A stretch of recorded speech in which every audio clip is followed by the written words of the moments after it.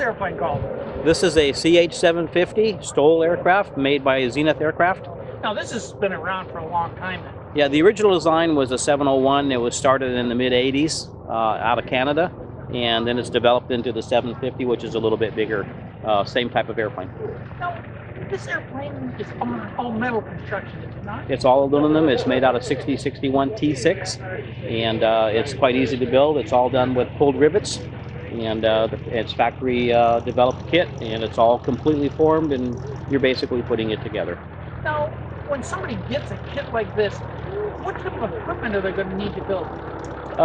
Basically on the 750 kit, because it's 90% match drilled, it goes, basically you need a 4-foot wide table by about 14 foot long that's flat, and that's it. And you need hand tools and, files and that kind of stuff to put it together, and a hydraulic riveter. Other than that, you're pretty good to go. And could you build it, say, at a 1 or a 2 car garage? You actually can. When I built my first Zenith, I started out in a 1-car garage and built the wings, and then I was fortunate enough to move into my hangar and did the rest. But yes, you can. In fact, it's preferred because it's at home, and you work on it every night, and all you got to do is open the door and have dinner. You have dinner and you just walk out to the garage and do a little bit here and a little bit there, and the That's next right. thing you know, Exactly. Yeah. Now, how much time would the average builder spend to put something like this together? Well, I think they're talking about between 400 and 800 hours mostly if you're working on it on a regular basis. It takes a little longer if you stop and go, but I figure most guys are putting it together between 6 months and a year and a half. Now, say the average builder were to take a project like this on, what type of information, what type of video, or what type of instructions does he get with the kit to help him put it together? Well, actually, Zenith does quite well in that area. They have a full, complete plan set that you can actually scratch build the airplane with. And then along with that, they include a video that has all of the picture sequences of how to put it together. Now, experience level, like what do you have to have knowledge-wise before you get into something like this? Well, really, I think you mostly have to have the desire to do it. If the desire is there, the skill level will build as you go along. What Zenith recommends and Quality Sport Planes recommends is that we encourage you to come to what we call the rudder school. And at that school, we put the rudder together with you, allowing you to do it and learn those skills. And at the end of the 2 days, you have a completely built rudder. And from there, you build your skill level as you build, because the airplane is progressively harder until you get it done. So by starting out with the easiest stuff first and then building up, your skill level increases. I mean, we've had a 701 built by a dentist. He did a very nice job. We've had computer people building them. In fact, basically all trades have come into our shop and built their airplane and or started it there. Now, you mentioned your shop. What all is it that you do? For example, I come to you and I say, okay, I'd like to buy one of these. I'd like to build one of these. Can you give me any type of assistance in getting the airplane done? Yeah, my wife Lori does all the paperwork, and of course the kit comes from Mexico, Missouri. It's made here in the USA. And what we do is we provide a work environment for you that you're comfortable with. We're there for any type of teaching experience you might need. If you run into a problem, we work with you, and or we can work with you full time. It's depending on your skill level and your comfort level. And it works out quite well that way. And we provide, in our shop, we provide all the tools to build the airplane. You don't have to bring anything with you.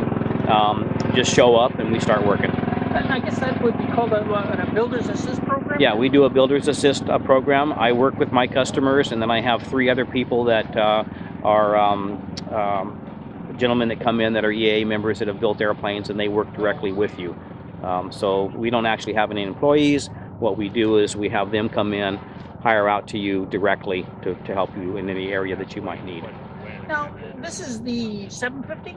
This is the 750 model. It's the largest light sport high wing that we produce, that you don't have to have a medical to fly it when you're done.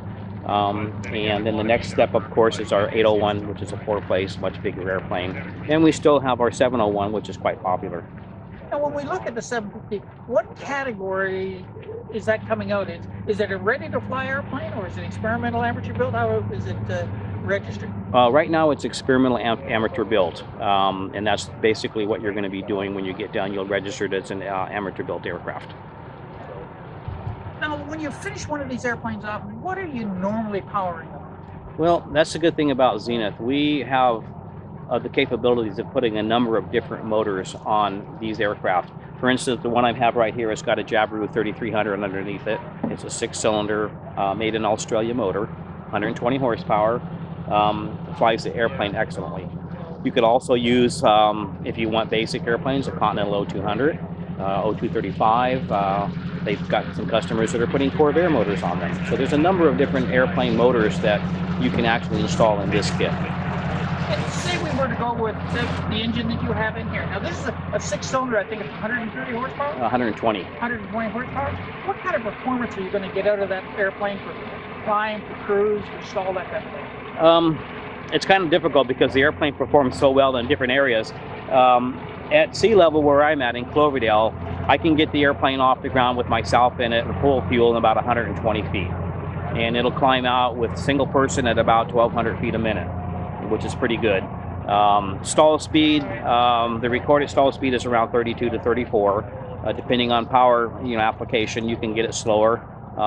Most people are landing it in the 40 to 50 mile an hour range, just because it does a really nice job right there. And what about the cross-country capability? Like, how much fuel do we have on board? How far can we actually go with the airplane? This one has the 15-gallon tanks, which are the long-range tanks per side, so we carry 30 gallons. Depending on the speed, with this particular motor, if you're running it real hard, it's going to burn upwards of 6 to 7 gallons an hour. I normally cruise at about 85 to 90 miles per hour, and I can get my burn down to about 4. So you figure 4 into 30 is, 4 sevens is 28. That's about 7 hours in the air at 80 miles an hour. So that's 560 to 600 miles range. Now, would you have, for example, you come to a show here, would you have any room for carrying baggage and tent, that type of thing, for something like that? Yeah, we can carry 2 people pretty comfortably, and I believe anywhere from 40 to 60 pounds of baggage, depending on the weight of course, the pilot and the co-pilot, and how much fuel you have on board. So it's a good backcountry. You can take your tents and camping gear and fishing rods, that kind of stuff, and that's what it's designed to do. Now, I understand that this is what's called a stall aircraft. What does that mean? A stall aircraft is its initials STOL, and it stands for short takeoff and landing. And this whole airplane, if you look at it, is designed for that purpose. It has slats, it has a full flaperons, it has the upside down stabilizer, and a full flying rudder. So it's very capable of doing that kind of flying. What type of a field would the average person, say you were to build one of these and you want to build a strip for themselves, what would the average length of field be that they would require? For myself, I would probably like to see between, say, 600 and 800 feet, depending on obstructions on either side of the runway or the ends. I've actually had this airplane down and land in less than 200 feet. So its capabilities are pretty good for keeping it at home if you have enough acreage. Well, I'm from a province in Ontario, or in Canada, called Ontario. We have lots of water there. Is this airplane capable of being equipped with floats? Yes, in fact, Zenith makes their floats out of Canada. And they have a set of floats that call the 1450s, and they're designed to go on this aircraft. Right now in Cloverdale, we're building a set of floats to go on a 750 that's on its way to Alaska. And so it's our first set, so we're learning, but they're very nice. Now, if I was a conventional pilot and I was moving into something like this, is the control system and so on and so forth the same as what I would find in most conventional aircraft? Yeah, it's exactly the same. We're running elevators and rudder, and the rudder pedals and that kind of stuff. The only difference is it is a light airplane, and the controls are quite quick. So it's basically a transition training into this aircraft from whatever else you're flying. So you want to make sure you do that so you can be safe. Now, I noticed just over behind us here, you have another airplane, and it's in, I guess, a construction phase. Maybe we can go over and have a look at it? Yeah, that belongs to Jeff, and it's a quick-built airframe that we built for him with a Viking motor on the front. So yes, we can do that. So this is a quick build kit of the airplane that we just saw? Yeah, in fact, this actually was built in Cloverdale, California for Jeff Francis, and it's a quick build. You can see that it's basically put together with what we call pulled rivets, and it's quite easy to build. It's a complete kit that is mostly match drilled, so when you're putting it together, it's actually matching to the part underneath of it. So you need no jigging. It comes out square every time as far as the fuselage. Now, building time wise, say I was to order just an average kit, or the way they would normally come, and then I was order a quick build kit. What type of savings do I save in time? You're probably going to be saving about 350 hours by doing the quick build kit, because we take it up basically to the fuselage as far as we can and still be in the 51% rule. So the wings are put together but not finished. The tail feathers are put together but not finished. So you're putting in the fuel system and all the lights, electrical wiring, and finishing up everything pertaining to the kit. So you have the experience you need when you're done to understand how it's built. Now, why did the gentleman choose the Viking engine over, say, a Corvair or a Rotax or a Javelin? Well, that's kind of a personal choice, I think. The biggest thing is as a pilot and as a builder, you want to put what you think is going to be the best power plant that for your purposes. And I believe Jeff has researched this motor, and he feels that it's the best for him for this particular airframe. Okay, what we do is we're fortunate enough to be the West Coast representatives for Zenith. Quality Sport Planes is what we have as our name, and it was started by Michael Hines about 6 or 7 years ago, and we have taken over the business. We're out of Cloverdale, California, and our website is qualitysportplanes.com. So if you want to see what we're doing down there, just go to that website. Our email address is qspinfo@gmail.com, so you can always send us an email if you want information. We'd be more than happy to help you out. We do everything on the West Coast that Zenith does. We have our rudder schools, we have owner assist, and we also do some transition training if your airplane's ready to fly. Thank you very much for your time. Okay, thank you.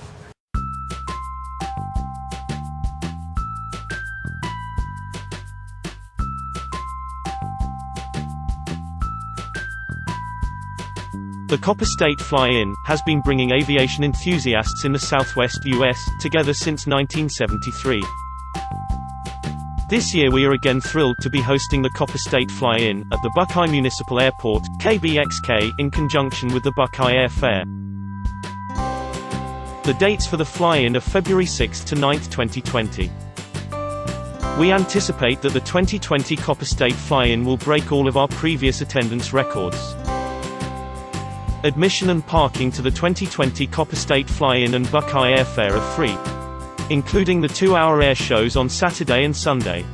So make sure to join us for a weekend of free fun for the entire family.